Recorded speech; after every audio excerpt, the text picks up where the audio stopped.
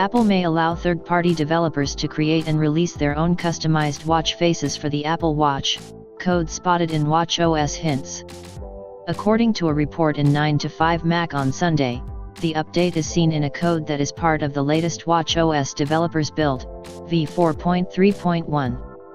The uncovered code in the NanoTimeKit framework in WatchOS 4.3.1 hints at updates like warnings for old apps, with a log message that states this is where the third-party face configuration bundle generation would happen. There's no indication about when Apple will allow this to happen, but it seems to be a step in favor of those who are not happy with the present options in its watch, the report notes. Apple is expected to unveil WatchOS 5 at this year's Worldwide Developers Conference, WWDC, starting in San Jose in the US on June 4.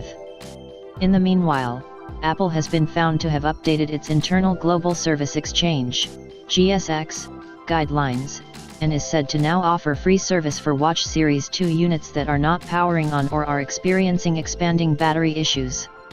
This update comes as a result of an internal memo shared by Apple with Apple stores and other authorized service providers last week, seen by a publication.